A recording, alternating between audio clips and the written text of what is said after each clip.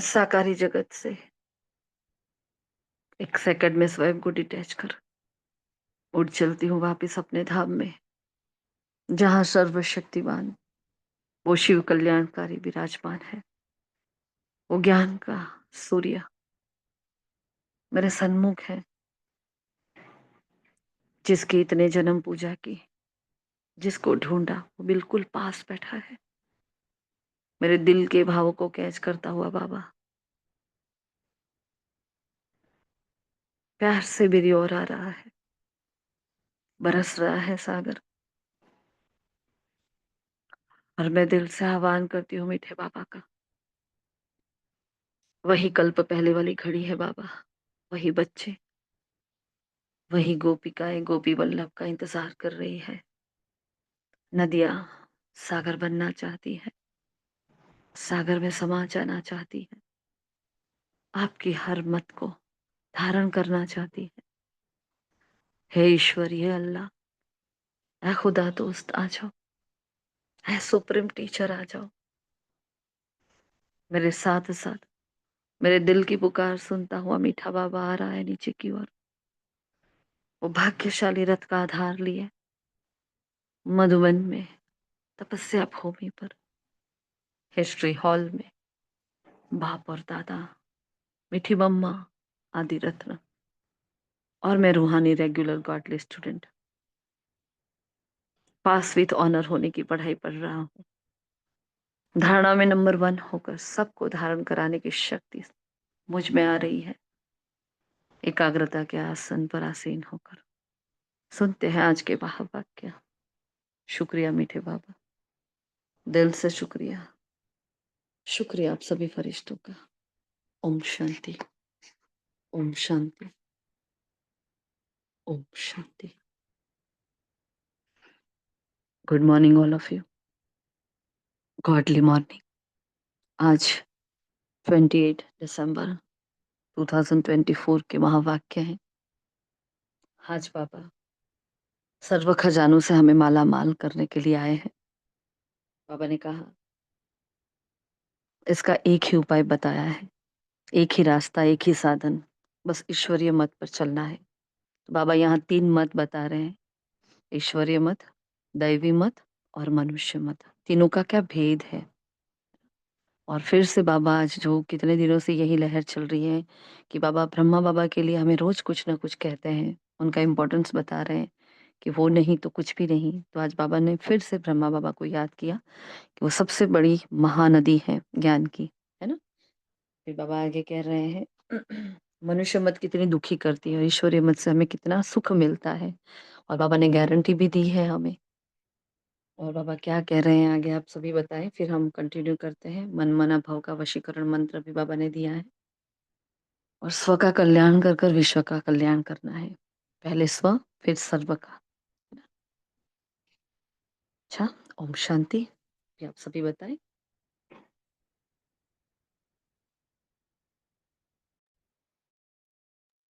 ओम ओम शांति। शांति। हाँ, आप बोलिए दीदी। ओम शांति। आज बाप आए हैं तुम्हें सर्व खजानों से मालामाल बनाने। तुम सिर्फ ईश्वरीय मत पर चलो, अच्छी रीति पुरुषार्थ कर वर्षा लो, माया से हार न खाओ। फिर बाबा ने फिर प्रश्न पूछा है, ईश्वरीय मत, दैवी मत और मनुष्य मत में कौन सा मुख्य अंतर है। तो ईश्वरीय मत से तुम बच्चे वापस अपने घर जाते हो, फिर नई दुनिया में ऊंच पद पाते हो। दैवी मत से भी तुम सदा सुखी रहते हो, क्योंकि वह भी बाप द्वारा इस समय की मिली हुई मत है, लेकिन फिर भी उतरते तो नीचे ही हो। मनुष्य मत दुखी बनाती है। ईश्वरीय मत पर चलने के लिए पहले पहले पढ़ाने वाले बाप पर पूरा निश्चय चाहिए। ओम शांति। ओम शांति। आज बाबा ने कहा है कि हमको एक दूसरे के विचारों का सम्मान करना है, बात को काटना नहीं है। अगर कोई गलत बात भी है तो उसका धीरज और शांति से उस बात को हम परिवर्तित कर सकते हैं, लेकिन सबको सबके विचारों का सम्मान करना है, तो ही हम माननीय आत्मा बन जाएंगे। और दूसरी बात बाबा ने एक और ये कही कि माया बहुत शक्तिशाली प्रबल है, हमारे से कोई ना कोई उल्टा पुल्टा पाप कर्म करवाती ही है। तो सारी चीज बाबा को सच्चे दिल से बतानी है, क्योंकि पहले के जन्म में हमारे से बहुत पाप कर्म हुए हैं और हम फील भी करते हैं, परंतु लज्जावश बाबा को बताते नहीं है। अगर हम पाप छिपाएंगे तो वो और बढ़ता जाएगा। इसलिए रूहानी सर्जन बाबा ने अपने आप को रूहानी सर्जन बन के बताया है कि तुम मेरे को सच्चे दिल से बताओगे तो पाप कर्म कम होते जाएंगे। ओम शांति। ओम शांति। बाप ही ज्ञान का सागर है। वही कहते हैं मैं इस मनुष्य सृष्टि का चैतन्य बीज हूँ। मैं आदि मध्य अंत को जानता हूँ। मैं सत हूँ। मैं चैतन्य बीज रूप हूँ। इस सृष्टि रूपी झाड़ की मेरे में नॉलेज है। वह हद का ड्रामा 2 घंटे चलता है। इसकी रील 5000 वर्ष की है। जो टाइम पर पास होता जाता है 5000 वर्ष से कम होता जाता है। पहले हम देवी देवता थे, फिर आहिस्ते आहिस्ते हम क्षत्रिय कुल में आएंगे। सारा राज बुद्धि में है ना। ओम शांति। ओम शांति।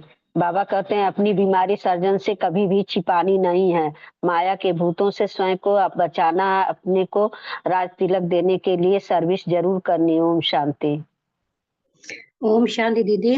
बाबा ने इसमें आदि देव और आदि देवी का बताया। मतलब बाबा कहते हैं जो लक्ष्मी होती है वो धन का है, वो हमको स्वर्ग स्वर्ग में उसका लक्ष्मी का मतलब कि जो अपार सुख रहता है। लेकिन जो अम्बा का पता है ना, अम्बा यही है, उसके पास से कितनी सारी आशा लेकर जाते हैं, क्योंकि लक्ष्मी के पास तो सिर्फ धन के लिए जाते हैं। लेकिन यहाँ जो अम्बा का पता है वो यही यहाँ यहाँ का ही यादगार है। ओम शांति दीदी। ओम शांति। वनका के स्वयं को अविनाशी ज्ञान धन से धनवान बनना है। अब पाप आत्माओं से लेन देन नहीं करना है। पढ़ाई पर पूरा पूरा अटेंशन देना है। वनका विष्टा के कीड़ों को भ्रमरी भूगू कर अपसमान बनाती। तुम भी कीचड़े में पड़े थे। मैंने आकर भूगू कर तुमको कीड़े से जब शूद्र से ब्राह्मण बनाया है। ओम शांति।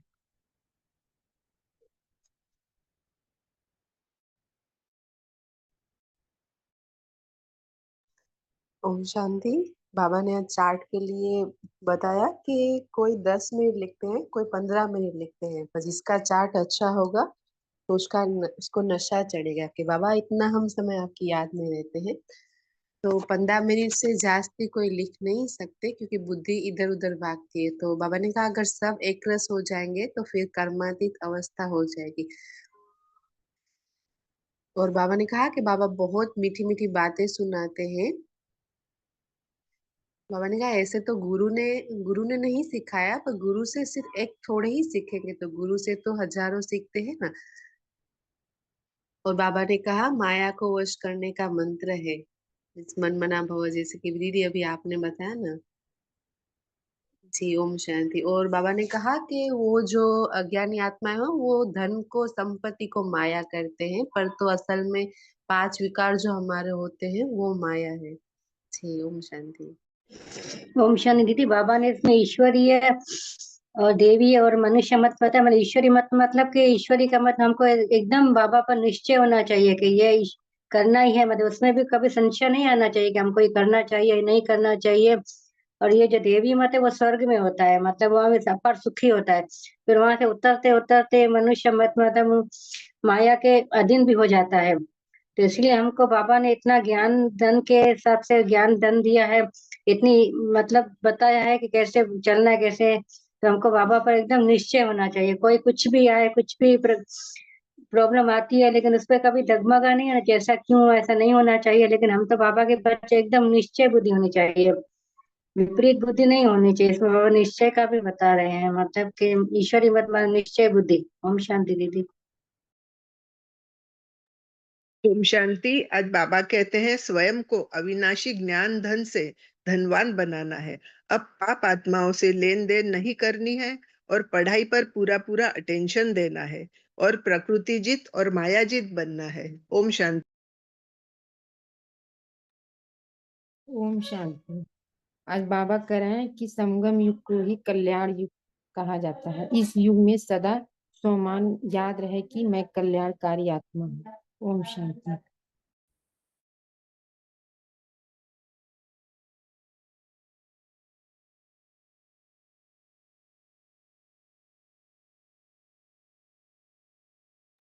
जी दीदी, बाबा ने अभी जो बताया ना ईश्वरीय मत और मनुष्य मत।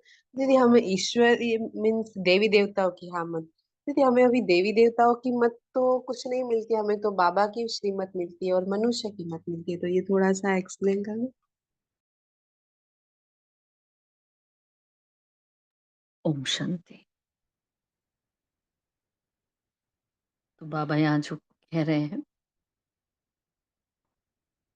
कि मीठे बच्चे, बाप आए हैं तुम्हें सर्व खजानों से माला माल करने, और तुम सिर्फ ईश्वरीय मत पर चलो, अच्छी रीति पुरुषार्थ कर, वर्षा लो, माया से हार नहीं खाओ। है ना? जिस मत के बिना आत्मा की ये दुर्दशा हुई, अब तक हमने क्या किया? अपनी मत पर चले, पर मत पर चले। ये श्री मत, हाँ, श्री श्री की जो श्रेष्ठ मत है, उसके बिना ही ये पापाचार, दुराचार, ये इतनी कंगालियत सब क्यों हुई? क्योंकि आत्मा को खुद को तो अपना भान नहीं था कि मैं एक आत्मा हूँ, मेरे अंदर मन बुद्धि संस्कार है, मैं उसकी मालिक हूँ, मैं कौन सी हूँ, मैं किस स्वरूप की आत्मा हूँ, कुछ नहीं पता था। तो जो मत चली, जैसे चल रहा था, वो रावण की मत से हम चलते रहे। तो ये मत बहुत बहुत बहुत ही ज्यादा इंपॉर्टेंट है। श्रीमत नहीं है ना, तो बाबा बाबा भी नहीं है। है ना? तो इतनी अच्छी मत बाबा देता है, ये करो, ये ना करो, और उसकी वजह से हम ब्राह्मण बच्चे जो बाबा की श्रीमत पर चलते रहते हैं, है ना, परसेंटेज में लेते हैं सब। सही तो एक समान तो सब लेते नहीं है श्रीमत, लेकिन हमारा जीवन कितना परिवर्तन हो गया, हम सबने देखा है ईश्वरीय मत को मानने से। है ना? हम क्या थे और हम क्या से क्या बने, हमारे अंदर जो परिवर्तन आया, कैसे आया? तो बाबा की आज्ञा का पालन करते करते आया है। It's most most most very very very important कि मुझे बाबा की हर बात को मानना है। ये एक संकल्प में आना चाहिए कि आधा अधूरा क्यों, क्यों पूरा नहीं, है ना? तो ईश्वरीय मत के लिए मर चुके थे, मतलब ईश्वरीय मत के लिए ही मर रहे थे हम। बहुत तड़पे हैं हम, बहुत ही तड़पे हैं बाबा को ऐसे प्राप्त करने के लिए, इस ज्ञान के लिए हम बहुत तड़पे हैं। तो ये तड़प हमें ये महसूस होना चाहिए कि नहीं, मैंने बहुत ही सहन किया है इस ज्ञान के लिए, इन महावाक्यों को सुनने के लिए, इस मत के लिए। हाँ, हमने क्या-क्या नहीं सहन किया, क्योंकि हमें इस जन्म का तो याद है, बाबा ने बोला हर जन्म का तो याद नहीं है। लेकिन पाप की दुनिया है, तो पाप की दुनिया में पाप ही होते हैं। है ना? दुःख की दुनिया में दुःख ही मिलते हैं। तो वो इसका अंदाज़ हम लगा सकते हैं कि हम द्वापर से जब आत्माएँ गिरती आई, तो हमारी क्या दुर्दशा हुई और हमने क्या-क्या नहीं किया होगा। है ना? देखो, हर पाप की शुरुआत हमने ही की है, मतलब मैं आत्मा, मुझ आत्मा की ये ज़िम्मेवारी बन जाती है, क्योंकि हर पाप शुरुआत किसने की? क्योंकि सबसे पुरानी आत्माएँ कौन? हम बच्चे। तो पाप करने में नंबर 1 कौन? हम ही बच्चे। हमने कुछ बाकी नहीं रखा। सोच लो, है ना? और ऐसे पतितों को बाबा ने बोला संपूर्ण गिर जाते हैं, ऐसे पतितों को वो पावन बना कैसे बनाता है? पता है? ईश्वरीय मत से, है ना? What to do, what not to do. और वो भी बाबा राय देता है, बच्चे ये करो तो ये होगा, ये नहीं करो तो ये होगा, है ना? तो इतने अच्छे से बाबा हमें मत दे रहा है, और उस ये ही बहुत-बहुत इम्पोर्टेंट है हमारे ब्राह्मण जीवन में। फिर बाबा ने ये जो प्रश्न तीनों बताए, उसके उत्तर जो बताए, ईश्वरीय मत से तुम बच्चे वापिस अपने घर चले जाते हो, फिर नई दुनिया में उच्च पद पाते हो। दैवी मत से तुम सदा सुखी रहते हो, है ना? तो वैसे दैवी मत होती नहीं है, देखो, क्योंकि दैवी दुनिया कैसी है? अकर्मों की दुनिया है। और यहाँ बाबा हमें जो ज्ञान देते हैं, हम इतना भरपूर होते हैं। बाबा ने बोला ना, सर्व खजानों से माला माल कर देते हैं। तो बुद्धि, जो हमारी कल भी बात हुई थी, मन बुद्धि संस्कार पर माया ने वार किया था, बाबा आकर क्या करता है? अपनी मत देकर मन बुद्धि संस्कार को वापस ठिकाने लाता है। इसी पर सारा खेल है ना? हमारी स्मृति और विस्मृति का ही सारा खेल है। तो बाबा, माया क्या करती है? उस बुद्धि को खराब कर लेती है, और उस खराब बुद्धि से हम गलत काम होते हैं, पाप कर्म होते हैं, बाबा आकर उसी को सुधार लेते हैं। और मन ने जो भी खराब-खराब कर्म किए, उसका मन और बुद्धि पर बहुत बोझ है इन पापों का, तो उनको ही बाबा यहाँ से हटाते हैं, है ना? तो दैवी मत वैसे स्पेशल कोई मत नहीं होती, लेकिन बाबा जो कराते हैं, उसकी प्रारब्ध हम वहाँ प्राप्त करते हैं, जिसके फलस्वरूप हमारे वहाँ कुछ और संकल्प करने की ज़रूरत नहीं होती। आगे क्या होगा, भविष्य की चिंता करना, कल की, हाँ, कल की पुरानी बातों को याद करना, ऐसी कोई बात वहाँ नहीं होती है। तो वहाँ का जो घराना चलेगा, वो नेचुरल चलने वाला है, क्योंकि प्रकृति के साथ हमारा नेचुरल तालमेल होगा। तो यहाँ जो भरा है, उसकी प्रारब्ध स्वरूप वहाँ चलने वाले, इसलिए दैवी मत कहा है। बाकी वैसे देखा जाए तो दैवी मत नहीं, क्योंकि ये बाबा की तो मत है, ये ईश्वर की तो मत है, जिसके द्वारा मैं आत्मा शुरूढ़ बुद्धि बनी, है ना? बाबा ने कहा आधा कल्प आपको वजीर आदि की दरकार नहीं होगी। बाबा इतनी हमें बुद्धि दे देते हैं, मतलब सोचो, इस बुद्धि में इतना ज्ञान भर देते हैं कि मुझे आधा कल्प किसी से एक सलाह भी नहीं चाहिए कि मुझे मैं क्या करूं। अभी हम हर बात में, हम ब्राह्मण बनने के बाद भी हर बात में एक दूसरे से पूछते हैं, है ना, ये करे ये ना करे, रोज मुरली पढ़ते हैं ना तो भी। और वहां ऐसा होगा कि बुद्धि इतनी शुरूढ़ है, इतनी शालीन बुद्धि है हमारी, वो ईश्वरी और दिव्य बुद्धि बन जाती है, राजाई बुद्धि होती है, जो किसी को, हाँ, किसी से पूछने की दरकार नहीं होती। उस बुद्धि से जब कर्म करेंगे हमें, वो हमारी दिव्य मत, वही हमारी दैवी मत। समझ में आया? हाँ, तो ऐसे कोई स्पेशल नहीं, लेकिन वैसे है, नहीं भी है और है भी, है ना, क्योंकि वो बुद्धि में भरा पड़ा है सारा ज्ञान। अब ज्ञानी तो आत्मा जो कर्म करेगी, कैसे कर्म करेगी, अच्छे ही तो कर्म करेगी, तो इसलिए वो देवी मत कहा है ना, जहां तक हम समझते हैं।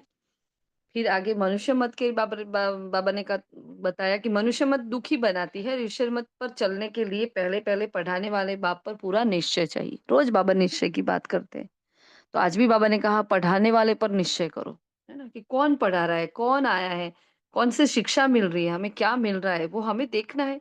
भगवान पढ़ाने आया है, हाँ? कोई मनुष्य आत्मा नहीं आई है, हाँ? स्वयं भगवान आकर सन्मुख बैठा है, जिसके लिए आंखें तरस गई थी, जिसकी एक बूंद के प्यासे थे, वो आया है, और वो रोज ही आता है, और मैं जब भी उसको याद करूँ वो आ जाता है ना। तो उस भगवान की मुझे कितनी कदर होनी चाहिए, और मुझे उसका रिगार्ड है। तो कुछ दिन पहले बाबा ने बताया ना, अगर रिगार्ड है तो क्या करेगा, हाँ, अगर रिगार्ड होता है तो क्या करते हैं, तो उसकी पढ़ाई को अच्छे से पढ़ते हैं, उसकी हर बात को मानते हैं, है ना। उसको सम्मान देने के लिए क्या कर सकते हैं हम, हमारे पास तो कुछ है नहीं, हम तो किचड़ा दे रहे हैं बाबा को, तो हम क्या करें। तो वो जो कहता जाए वैसे करते जाए, टीचर जैसे पढ़ाता जैसे वैसे पढ़ते जाए, क्योंकि भविष्य उच्च पद प्राप्त करना है। और उच्च पद प्राप्त करना मतलब क्या, उच्च उच्च वो दिव्य बुद्धि को मुझे प्राप्त करना है, जो मेरी बुद्धि खराब हो गई थी, है ना, तो उसी बुद्धि को वापस धारण करना है, तो बस उसका पुरुषार्थ करना है। फिर आगे बाबा कह रहे हैं, बच्चे, जब ओम शांति कहा जाता है तो आत्मा को अपना घर याद आता है ना। मैं आत्मा शांत स्वरूप, जब ये बोलते हैं ओम शांति, तो क्या याद आता है, घर। तो अपने आप से पूछो, याद आता है? हम तो ऐसे ही ओम शांति बोल देते हैं। हाँ, शायद आत्मिक अभ्यास भी नहीं होता है सबका, हर बार होता है क्या, नहीं होता, बस ओम शांति करते हैं। लेकिन उस वक्त ओम शांति बोलते वक्त मैं आत्मा शांत स्वरूप हूँ, ऐसा भाव क्या हर बार आता है? बिल्कुल भी नहीं आता। हाँ, तो ये बाबा हमें रिमाइंड करा रहे हैं कि जब आत्मा अपने आप को ही ऐसे ओम शांति कहती है, तो उसको क्या करना है, अपने घर को याद करना है।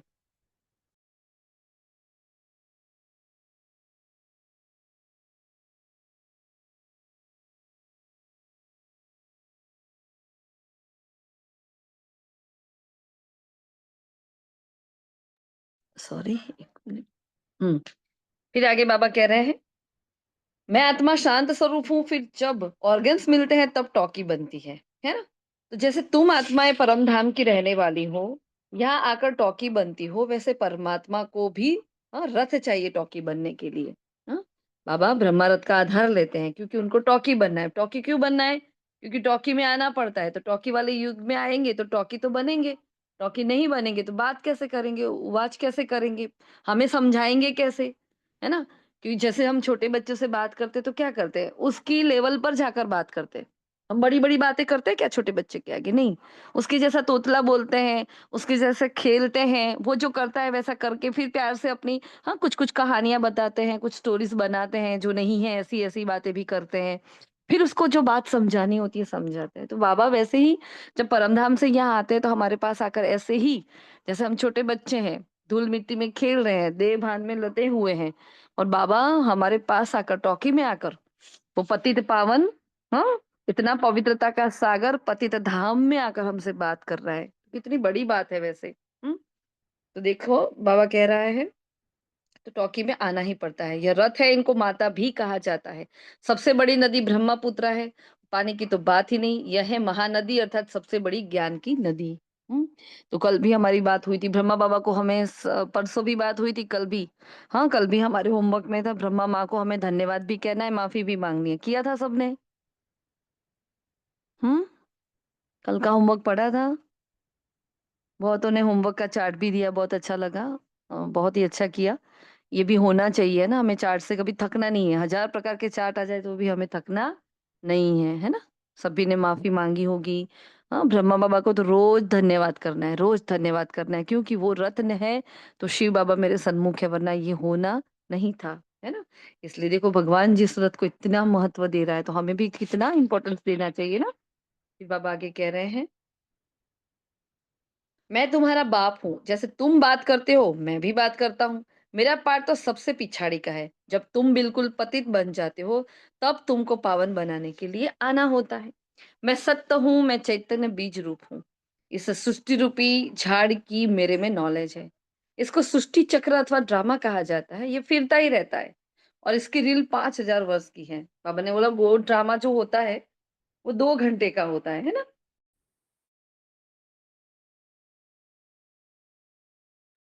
लेकिन हमारा जो मूवी है कितने का है, 5000 साल का, इतनी बड़ी उसकी रील है। हम्म। तो ये ड्रामा बेहद का बस ऐसे ही चलता रहता है, चलता रहे, ये रुकता नहीं है, क्योंकि ये अनादि है ना। फिर यह सारा राज बुद्धि में है ना, तो यह सिमरन करते रहना चाहिए। बाबा ने कितनी अलग अलग तरीके से आज सुदर्शन चक्र घुमाया था मुरली में।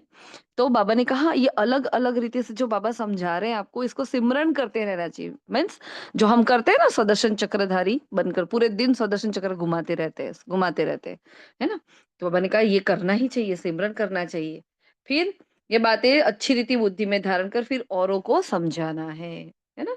कल भी उसके लिए बाबा ने क्या कहा था, धारण करने के लिए कल बाबा ने क्या कहा था। हम्म। पंडित नहीं बनना है। हाँ, जब तक धारण ना करे तब तक हम दूसरों को बताए नहीं। हाँ, अगर ऐसे बताते तो क्या होते हैं, वो पंडित हो जाते हैं, है ना। तो पंडित का मिसाल दिया था बाबा ने। फिर आगे बाबा बता रहे हैं ड्रामा और झाड़ दोनों मुख्य चित्र हैं। तो बाबा सेवा के लिए 2 पॉइंट बता रहे हैं, एक ड्रामा का और झाड़ का चित्र। कल्प वृक्ष का जो धर्म का चित्र है वो, धर्म का जो झाड़ है वो एक ड्रामा, मतलब सृष्टि चक्र, ये मुख्य है। दैवी मत में सुख है, आसुरी मत में दुख है। दैवी मत भी इस समय बाप की दी हुई है, इसलिए तुम सुखी रहते हो। देखो वो पॉइंट जो हम बता रहे थे। हाँ, दैवी मत अभी बाबा ने दी है ना। ये दैवी मत भी इस समय बाप की दी हुई है, इसलिए तुम वहां सुखी हो। हाँ, समझ में आया मनीषा बहन ये पॉइंट, है ना। यहाँ बाबा हमें मत देते हैं, उस अनुसार हम यहाँ भी चलते वहां चलते, तब हम जाके वहां सुखी होते हैं, है ना।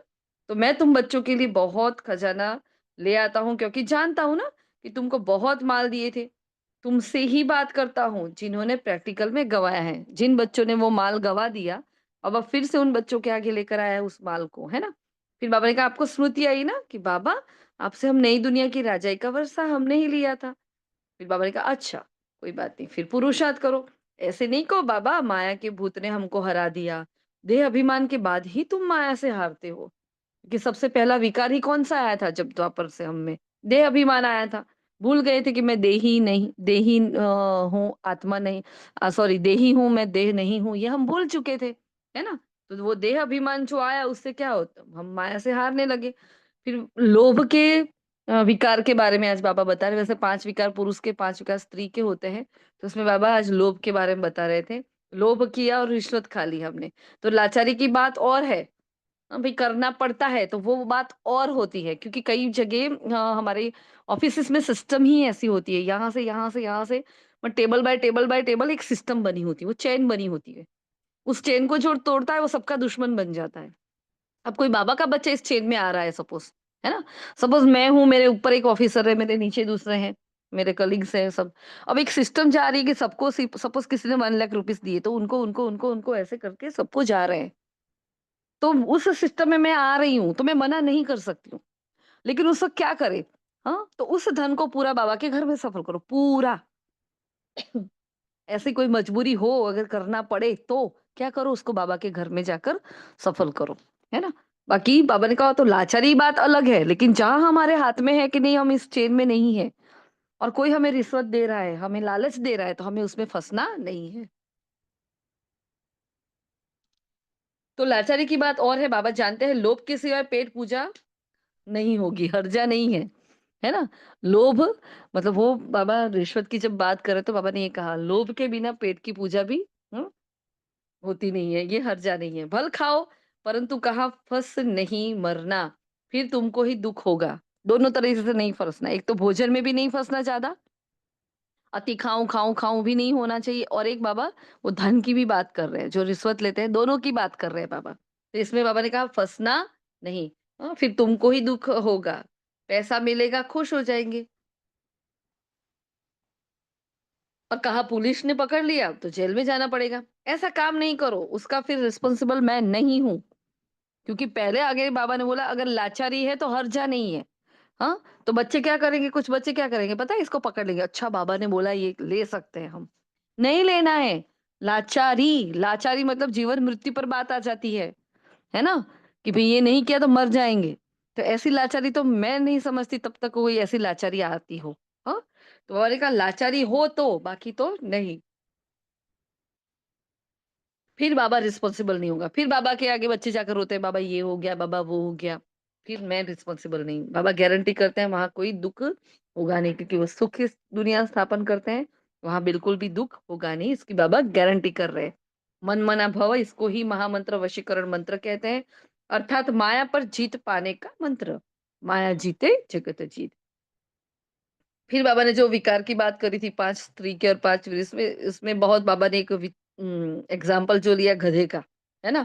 तो इनसे गधा अर्थात टट्टू बन जाते हैं, इसलिए ऊपर में गधे का शीश देते हैं। रावण को कई बार दिखा गधे का शीश बताया, क्यों, वो क्या है ना। अभी तुम समझते हो ज्ञान बिगर हम भी ऐसे थे। कहने का भावार्थ, जब हमारे पास ईश्वरीय मत नहीं थी, जब बाबा नहीं था, हमारे पास डायरेक्शन नहीं थी बाबा की, क्या करना है न्याय, क्या नहीं करना है, तो हम भी कैसे थे, ऐसे रावण के जैसे। 5 विकार स्त्री के भी थे, 5 विकार पुरुष के भी थे, गधे के जैसे थे। गधा क्या करता है, श्रृंगारित करने के बाद भी क्या लिथड़ता है मिट्टी में जाकर, उसको कोई फर्क नहीं पड़ता, इसको कितना भी नहलाओ धुलाओ तैयार करो। हाँ, तो हम भी ऐसे थे, लेकिन अब हमें वो ईश्वरीय मत मिल चुकी है। इसलिए बाबा ने कहा अभी तुम समझते हो ज्ञान बिगर हम भी ऐसे थे। तो बाप कितना रमणीक रीति बैठ पढ़ाते हैं, ऐसे ऐसे एग्जाम्पल देते हैं। बाबा ने गधा कह दिया, इनडायरेक्टली बाबा ने हमें गधा कह दिया। हाँ, तो भी बच्चे हंसते हैं कि अच्छा बाबा ने ऐसा बोला। अगर कोई और हमें गधा कह दे, कुत्ता कह दे, बिल्ली कह दे, तो हम क्या करते हैं, है ना। और बाबा ने इतने प्यार से कह दिया तो बच्चे हंस रहे हैं। तो बाप कितना रमणीक रीति बैठ पढ़ाते हैं। इस गंदी दुनिया में रहने में मनुष्य को कितनी खुशी होती है। विष्ठा के कीड़े को भमरी भू भू कर आप समान बनाती है। तो तुम भी कीचड़े में पड़े हुए थे, मैंने आकर भू भू कर तुमको कीड़े से अर्थात तो शूद्र से ब्राह्मण बनाया है। देखो, विष्ठा में पड़े थे, इतनी छी छी में पड़े थे हम, इतने विकारी हो चुके थे, वहां से बाबा ने उठाया है और हम इतना ऊंचा उठाया। हाँ, हमें ब्राह्मण बनाया शूद्र से। अभी तुम डबल सिरताज बनते हो तो कितनी खुशी रहनी चाहिए। पुरुषार्थ भी पूरा करना चाहिए। माया बड़ी प्रबल है, कोई ना कोई भूल कराती रहती है। कभी कोई उल्टा सुल्टा पाप हो तो बाप को सच्ची दिल से सुनाना है। रावण की दुनिया में पाप तो होते ही रहते हैं। हाँ, तो आज का ये हमारा होमवर्क रहेगा कि हमें आज बाबा को फिर से अपनी जीवन कहानी बतानी है। कई बार बताइए, फिर भी बतानी है, क्योंकि बाबा ने बहुत अच्छा लॉजिक दिया उसके पीछे। हाँ, कि भाई अगर सुनाओगे तो हल्के हो जाओगे। हाँ, सुनाने से हल्के हो जाते हैं।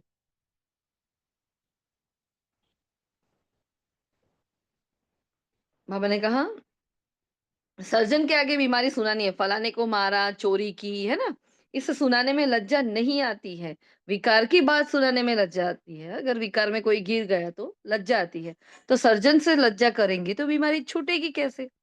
फिर अंदर दिल को खाती रहेगी। बाप को याद नहीं कर सकेंगे, सच सुनाएंगे तो याद कर सकेंगे। इंपॉर्टेंट बात, कहीं कुछ गड़बड़ होती है ना, उस दिन हमारी अवस्था देखो, कई कई बार अवस्था डाउन हो जाती है। तो कुछ हमसे ऐसे विकर्म होते हैं, उस विकर्म का बोझा हम पर होता है ना, हम बाबा को याद भी नहीं कर पाते। हम बैठते हैं ना योग में, तो भी जैसे कुछ मजा ही नहीं आ रहा, जैसे योग करने का हम जो चाम होना चाहिए, वो रस होना चाहिए, वो आता ही नहीं है। क्यों, कि कुछ ना कुछ गड़बड़ की है ईश्वरीय मत में, हमने श्रीमत में कहीं ना कहीं गड़बड़ हो गई होती है।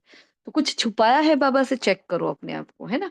तो आज क्या करेंगे, बाबा को अविनाशी सर्जन के रूप में देखेंगे और अपना सारी बीमारियां बाबा को बताएंगे। और पिछले जन्म में जितने, मतलब इस जन्म में मर्जीवा जन्म तो है, ये हमारा ब्राह्मण है, तो ब्राह्मण जन्म में भी हमने जो जो किया, और उसके पहले का जो हमारा अंतिम जन्म था, उसमें भी हमसे जो भी पाप हुए वो सब कुछ बाबा को बताना है। जरा भी डरना घबराना, शर्माना नहीं है। मैं सर्जन तुम्हारी कितनी दवाई करता हूँ, तुम्हारी काया सदैव कंचन रहेगी। सर्जन को बताने से हल्का हो जाता है। पाप आत्माओं की दुनिया में पाप आत्मा ही बने हैं। तो बाप कहते हैं बच्चे तुम्हें पाप आत्माओं से लेन-देन नहीं करनी है। फिर से जो लोभ वाली बात हुई थी ना कि लाचारी हालात हो तो अलग बात है। तो यहाँ का है बाबा कह रहे हैं पाप आत्माओं से लेन-देन नहीं करनी है। तो ये कौन-सी लेन-देन की बात कर रहे हैं बाबा? पाप आत्माओं से कौन-सी लेन-देन की बात कर रहे हैं बताएँ?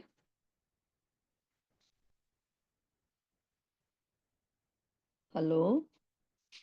जी दीदी, जैसे कि कभी कभार बाबा नहीं कहते हैं कि हम सपोज कोई बेगर होता है तो उसको पैसे देते हैं और वो उसकी शराब पीता है, तो वो शायद बाबा कह रहे हैं। और व्यवहार भी दीदी होता है पैसे की लेन देन का, होता है कभी किसी से उधार लेते हैं ऐसा कुछ, तो वो भी हो सकता है। जी हुँ, और लेन-देन जैसे कौन-सी किसी होती है को और? जैसे किसी को पैसे देते हैं तो कोई गलत उसका यूज करते हैं, या जैसे सट्टा खेलते हैं, या फिर कुछ ऐसा छुरी वगैरह लेते किसी का खून करते हैं, तो उसमें भी पाप चढ़ जाता है। और वो व्यसन करते हैं तो उसमें भी हम पर ही बोझ चढ़ता है। ओम ओम शांति। शांति। पर चिंतन करते हैं दूसरे की गलत बातों पर का प्रभाव आ जाता है, वो भी हो गया ना। ओम शांति दीदी। बाबा कहते हैं ना, कोई दुख देवे तो वो लेना भी नहीं, वो भी लेन देन हुआ ना। कोई अगर मेरे को कोई दुख में कोई कुछ बोल देता है और वो उसी पर मैं पूरा दिन चिंतन करती रहती, तो वो भी लेना ही हुआ ना। तो बाबा कहते हैं अब दाता के बजाय देते ही जाओ। कोई कुछ भी बोलता है लेकिन उसको लेना नहीं है, वो भी दीदी एक तरह से लेन देन हमको देना है। मतलब बाबा से जो प्राप्ति हुई है वो देना ही है। ओम शांति दीदी। ओम बहुत शांति दीदी। चीज वस्तुओं की भी लेन देन नहीं करनी है, क्योंकि पापा कहते हैं ना, जहाँ वो कुछ चीजें दी हो, कुछ दिया हो तो मन में आ ही भागता है। ओम शांति। ओम शांति दीदी। अगर कोई गिफ्ट देता है या कुछ देता है, तो बाबा ब्रह्मा बाबा को कोई देता था तो बाबा कहते हैं मुझे उसकी याद आएगी, इसीलिए वो पहनते नहीं थे, यज्ञ में देते थे। या तो बाबा कहते यहाँ भी तुम्हें कोई भी बाहर से कोई भी आत्मा देती है तो उसकी याद आएगी, तो उसकी भी अंदर से स्वीकार नहीं करना है। चलो वो लेना पड़ता है तो भी अंदर से उसका स्वीकार नहीं करना है।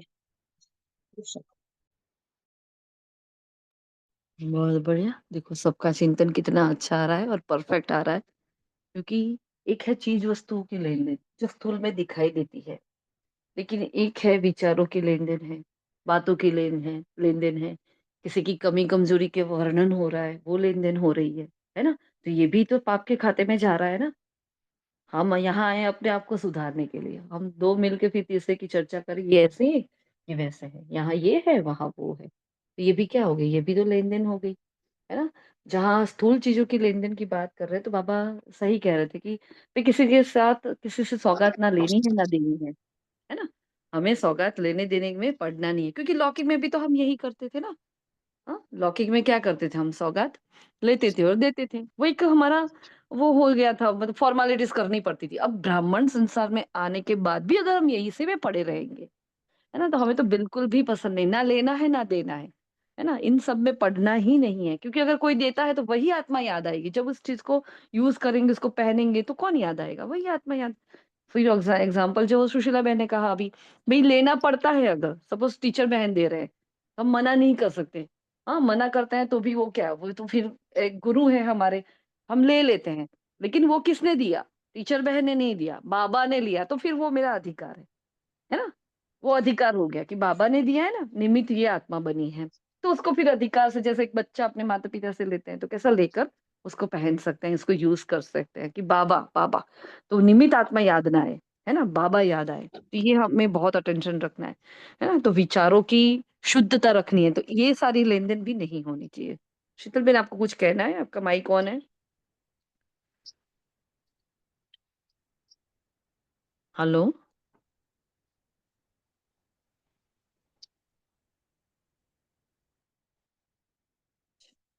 फिर आगे बाबा कह रहे हैं हमें कोई लेन-देन नहीं करनी, अभी तुमको अपने को आपे ही तिलक देना है। तुम आपको याद करते रहो, जो बहुत सर्विस करेंगे बड़ा महाराजा बनेंगे।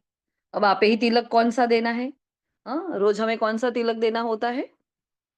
3 बिंदु का तिलक रोज़ देना है। मैं आत्मा हूँ, वो तो तिलक है ही, स्मृति का तिलक तो रहता ही है, लेकिन मैं आत्मा बिंदु, बाबा बिंदु और ड्रामा बिंदु, ये 3 बिंदु का कुछ टाइम पहले बाबा ने अभी संडे की वाणी चलाई थी ना, 2-3 महीने पहले, उसमें बाबा ने क कहा था ये अविनाशी तिलक आपको रोज़ ही अमृत वेला लेना है। लेते हो कि नहीं लेते हो? नहीं लेते हो तो लेना, है ना रोज़। तो ये खास ध्यान रखना। इतनी उच्च पढ़ाई पर फिर अटेंशन कितना चाहिए? यहाँ बैठते हैं तो भी कोई का बुद्धि योग अच्छा रहता है, कोई का कहाँ-कहाँ चला जाता है। कोई 10 मिनट लिखते हैं, कोई 15 मिनट लिखते हैं, जिसका चार्ट अच्छा होगा उसको नशा चढ़ेगा।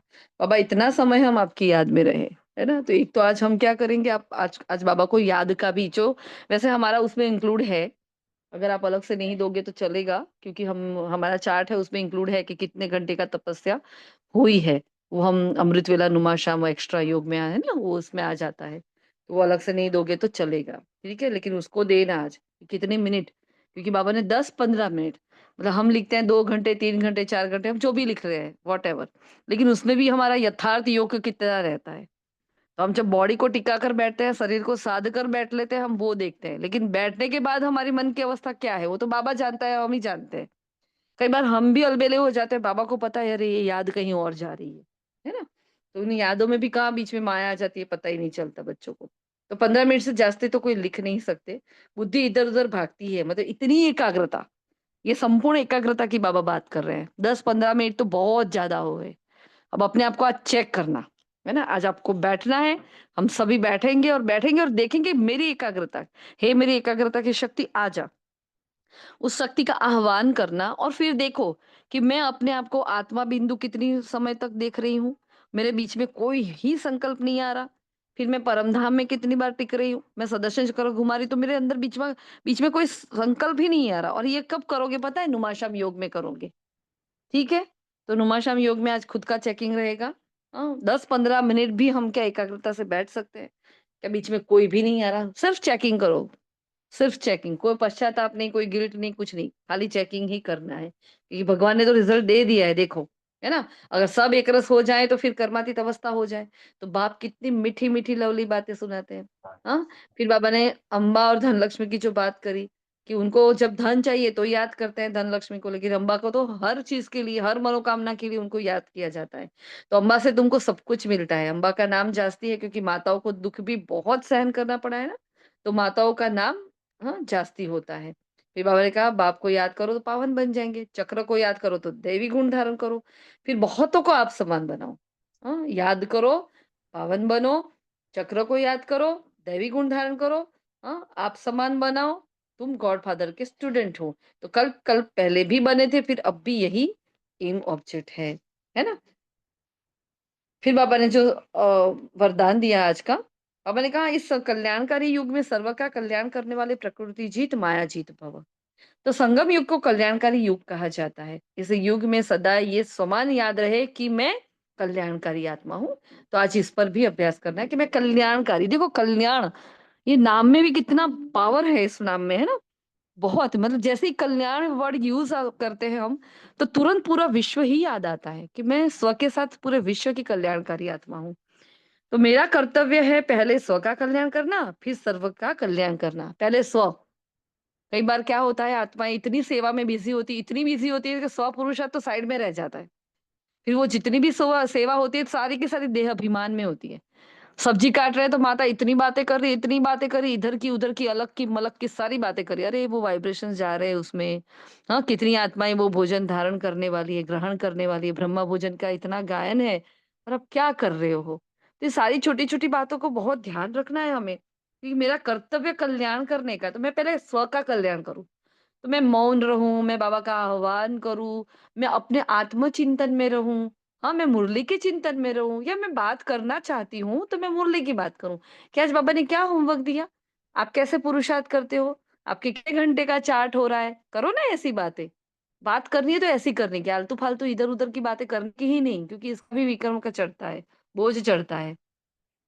तो बाबा ने कहा मनुष्य आत्माएं तो क्या, हम प्रकृति का भी कल्याण करने वाले हैं, देखो कितनी बड़ी बात है। तो इसलिए प्रकृति जीत माया जीत कहलाते हैं। जब आत्मा पुरुष प्रकृति जीत बन जाती है तो प्रकृति भी सुखदायी बन जाती है। प्रकृति व माया की हलचल में आ नहीं सकते, उन्हों पर अकल्याण के वायुमंडल का प्रभाव नहीं पड़ सकता। स्लोगन है एक दूसरे के विचारों को सम्मान दो तो माननीय आत्मा बन जाएंगे, बहुत इंपॉर्टेंट धारणा है है ना। सपोज आपके अंदर बहुत ज्ञान है, बहुत ज्ञान है, कोई एक आत्मा जिसके अंदर बहुत नहीं है लेकिन वो बहुत ही सरल है, तो उसको बहुत प्यार से सुनो, समझो कि वो क्या कहना चाहती है ना। कई बार सरलता में हमसे भूले भी हो जाते हैं, कई कई बूढ़ी बूढ़ी माताएं होती है, बेचारी को ज्यादा नहीं पता चलता, जितना ज्ञान हमारे अंदर है उतना उनको शायद नहीं है, तो उनसे कुछ भूल भी हो जाए लेकिन उनको रिगार्ड दो, क्योंकि सिलेक्ट किसने किया है, भगवान ने सिलेक्ट किया है, हम कौन होते हैं उसके बारे में कुछ भी सोचने वाले। तो हमें तो सबसे पहले एक रिस्पेक्ट सबके प्रति होना चाहिए कि ये बाबा का सिलेक्टेड बच्चा मेरे सामने है ना। फिर हमारे हिसाब किताब इधर उधर की बातें हैं वो सब साइड में हो जाएगी, क्योंकि ये बाबा का बच्चा मेरे सामने खड़ा है, भगवान ने खुद इसको चुना है, और उसके अंदर जो विशेषता है ना वो मेरे अंदर विशेषता नहीं है। मैं कौन होती हूँ उसको कुछ भी, उसके लिए कुछ भी गलत सोचने वाली, उसके लिए थोड़ा नीचा सोचने वाली नहीं, है ना। तो ये सूक्ष्म धारणाएं बहुत ध्यान रखना है, एक दूसरे के विचारों को सम्मान दो तो माननीय आत्मा बन जाएंगे, है ना। अच्छा, ये थे आज के महावाक्य। अभी हाँ, अव्यक्त इशारा देख लेते हैं। बाबा ने कहा संतुष्ट ब्राह्मणों का विशेष लक्षण है स्वयं से भी संतुष्ट और औरों से भी संतुष्ट रहो। जो पाठ मिला है उसमें संतुष्ट रहना ही आगे बढ़ना है, कितना भी कड़ा पेपर आ जाए लेकिन संतुष्ट रहना है, संतुष्ट करना है। अपने अनादि स्वरूप में स्थित होने से स्वयं से संतुष्ट रहेंगे, औरों को भी संतुष्टता की विशेषता का अनुभव कराते रहेंगे हैं। और आज का जो सम्मान है, तो मैं अनादि सितारा, है ना, मैं अनादि स्वरूप आत्मा हूँ, अनादि संस्कारों से भरपूर आत्मा हूँ, यही है ना। हाँ, मैं सदा अनादि स्वरूप में स्थित हूँ, ये हमारा आज का सम्मान रहेगा। ठीक है जी, ओम शांति। शुक्रिया मीठे बाबा का, और शुक्रिया आप सभी फरिश्तों का।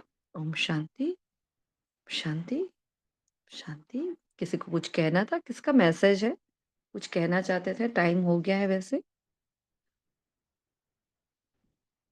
शीतल बेन आपका था मैसेज, किसने डाला है?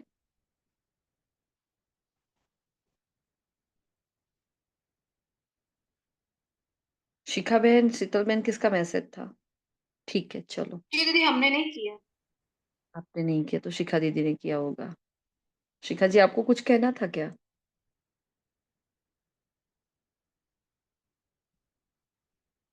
चलिए, अभी टाइम हो गया है। अगर शिखा बहन आपको कुछ कहना है, आप दूसरी मीटिंग है उसमें आप अनुभव अपना शेयर कर सकते हो। ओके नहीं जी। नहीं दीदी, सिर्फ हमारे ग्रुप में ही बताना है, क्लास के बाद जब आप रिकॉर्डिंग बंद कर दें तब। जी, मैं जस्ट रिकॉर्डिंग बंद ही कर रही हूँ। ओके जी। हाँ।